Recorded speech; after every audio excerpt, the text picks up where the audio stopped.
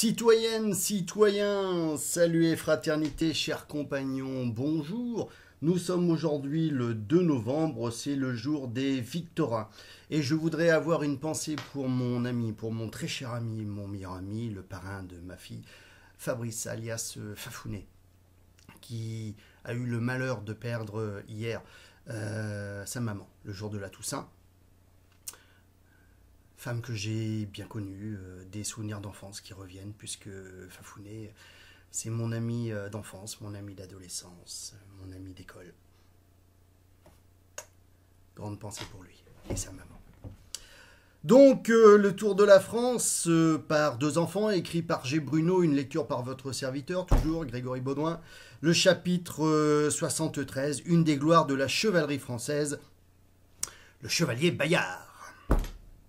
Enfants, faites que votre père et votre mère, avant leur mort, aient à se réjouir de vous avoir pour fils. Dit-on de la mère du chevalier Bayard. Excusez-moi, c'est pas le Covid. À quelques lieues de Grenoble, au milieu des superbes montagnes du Dauphiné, on trouve les ruines d'un vieux château à moitié détruit par le temps. C'est là que naquit au XVe siècle le jeune Bayard, qui, par son courage et par sa loyauté, mérita d'être appelé le chevalier sans peur et sans reproche. Son père avait été lui-même un brave homme de guerre. Peu de temps avant sa mort, il appela ses 4 enfants, au nombre desquels était Bayard, alors âgé de 13 ans. Il demanda à chacun d'entre eux ce qu'il voulait devenir. « Moi, dit l'aîné, je ne veux quitter nos montagnes et notre maison, et je veux servir notre père, mon père, jusqu'à la fin de ses jours. »« Eh bien, Georges, dit le vieillard, puisque tu aimes la maison, tu resteras ici, à combattre les ours de la montagne. » Pendant ce temps, le jeune Bayard se tenait sans rien dire à côté de son père, le regardant avec un visage riant et éveillé. « Et toi, Pierre, de quel état veux-tu être ?» lui demanda son père. « Monseigneur, mon père, je vous ai entendu tant de fois raconter de belles actions accomplies par vous et par les nobles hommes du temps passé, que je voudrais vous ressembler et suivre la carrière des armes. J'espère que le grand architecte de l'univers aidant, ne point vous faire déshonneur. »« mon enfant, répondit le vieillard en pleurant, Dieu t'en donne la grâce. » Et il avisa au moyen de satisfaire le désir de Bayard. Quelques jours après, le jeune homme était dans la cour du château, vêtu des beaux habits neufs en velours et en satin sur un cheval carapassonné. Il était prêt à partir avec le duc de Savoie où il devait faire l'apprentissage du métier de chevalerie. Vous savez, enfants, que les chevaliers étaient de nobles guerriers qui juraient solennellement de consacrer leur vie et leur épée à la défense de la veuve, de l'orphelin, de l'opprimé et des faibles. La mère de Bayard, du haut de l'une des tourelles du château, contemplait son fils, les larmes aux yeux. Toute triste de le voir partir, toute fière de la bonne grâce avec laquelle le jeune homme se tenait en selle et faisait caracoler son cheval. Elle descendit par derrière la tour et, le faisant venir auprès d'elle, elle lui adressa gravement ces paroles. « Pierre, mon petit, mon ami, je vous fais de toutes mes forces ces droits commandements. Le premier, c'est que par-dessus tout, vous aimiez le grand architecte de l'univers et le serviez fidèlement. Le second, c'est que vous soyez doux et courtois, ennemi du mensonge, sobre et toujours loyal. Le troisième, c'est que vous soyez charitable.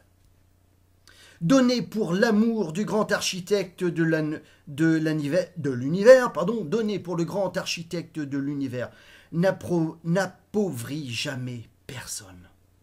Donnez pour le grand architecte de l'univers, n'appauvrit jamais personne. Le jeune Bayard tient parole à sa mère. À 21 ans, il fut armé chevalier. Pour cela, il fit ce qu'on appelle la veillée des armes. Il passa toute une nuit en prière, puis le lendemain matin, un chevalier, le frappant du plat de son épée, lui dit « Au nom du grand architecte de l'univers, je te fais chevalier. » Les grandes actions de Bayard sont bien connues. Il serait trop long de les raconter toutes ici. Mais par exemple, un jour, il sauva l'armée française au pont de Carigliano, en Italie. Les ennemis allaient s'emparer de ce pont pour se jeter par-delà à l'improviste sur nos soldats. Quand Bayard, qui les vit, dit à son compagnon « Allez vite chercher du secours, ou notre armée est perdue. Quant aux ennemis, je tâcherai de les amuser jusqu'à votre retour. » En disant ces mots, le bon chevalier, la lance au poing, alla se poster au bout du dit pont. Déjà les ennemis allaient passer, mais comme un lion furieux, Bayard s'élance, frappe à droite, à gauche, et en précipite une partie dans la rivière. Ensuite, il s'adosse à la barrière du pont, de peur d'être attaqué par derrière, et se défend si bien, que les ennemis, dit l'histoire du temps, se demandaient si c'était bien un homme. Il combattit ainsi jusqu'à l'arrivée des secours. Les ennemis furent donc chassés et notre armée fut sauvée. Après une vie de haut fait d'armes, Bayard reçut dans une bataille un coup d'arquebuse au moment où il protégeait la retraite de notre armée. Il faillit tomber de son cheval, mais il eut l'énergie de se retenir, et appelant son écuyer, « Aide-moi à descendre, et appuyez-moi contre cet arbre, le visage tourné vers l'ennemi.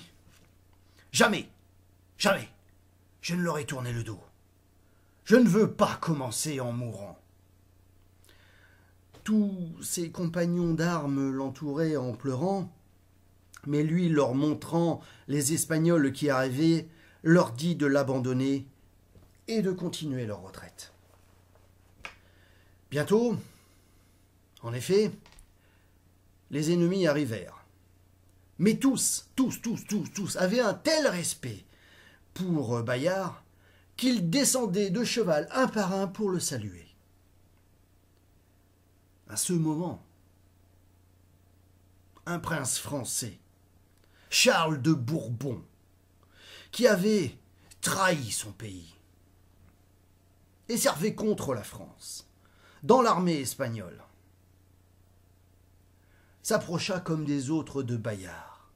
« Eh, capitaine Bayard, dit-il, vous que j'ai toujours aimé pour votre grande bravoure et votre loyauté, que j'ai grande pitié de vous voir dans cet état. Ah, pour Dieu, monseigneur, n'ayez point pitié de moi, mais plutôt de vous-même. Vous, qui êtes passé dans les rangs de notre ennemi.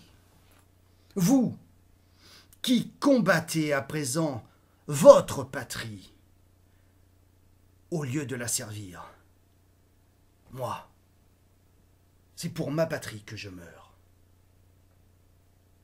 Le duc de Bourbon confus, s'éloigna sans répliquer. Peu de temps après, Bayard adressait tout haut à Dieu une dernière prière. La voix expira sur ses lèvres. Il était mort. Les ennemis, emportant son corps, lui firent un solennel service qui dura 2 jours, puis le renvoyèrent en France. André, dit le petit Julien avec émotion, voilà un grand homme que j'aime beaucoup. Puis il ajouta, tout bas, en s'approchant de son aîné d'un petit air contrit. Sais-tu, André, que je n'ai jamais bien été courageux quand nous avons quitté M. Gertal.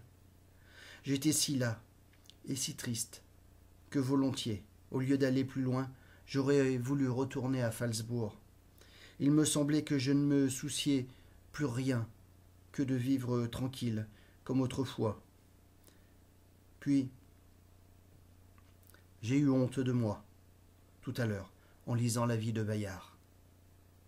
Oh, André, j'ai dû te faire de la peine, mais je vais tâcher à présent d'être plus raisonnable, plus courageux. Tu vas voir. André, embrassant l'enfant. À la bonne heure, mon Julien. Nous ne sommes que de pauvres enfants, c'est vrai, mais néanmoins, nous pouvons prendre ensemble la résolution d'être toujours courageux, nous aussi, et d'aimer, comme le chevalier Bayard, le grand architecte de l'univers, et notre chère patrie, notre chère nation, notre chère France, par-dessus toute chose. Voilà aujourd'hui donc 2 gravures, et bien le voilà, le chevalier Bayard tel qu'il est représenté, donc le chevalier Bayard, né au château de Bayard dans l'Isère en 1476. C'est lui qui arma le roi François Ier après la victoire de Marignan en 1515. Il défendit victorieusement Mézières contre toute une armée de Charles Quint en 1521 et il mourut en Italie en 1524. La deuxième gravure que voici, où il se dit « Armement d'un chevalier, c'était seulement à 21 ans qu'on pouvait être armé chevalier. Après s'être baigné et après avoir passé la veillée en prière à l'église, le futur chevalier qui était présenté au Seigneur qui devait l'armer. » Voilà une belle chose, tout cela était bel et bien. Demain, eh bien, le chapitre 74, Avignon et le château des papes, la Provence et la Crau. Arrivée d'André et de Julien à Marseille, un nouveau sujet d'anxiété. Et d'ici là, par le ciel, partout, pour tous, que la force soit avec vous. Salut et fraternité.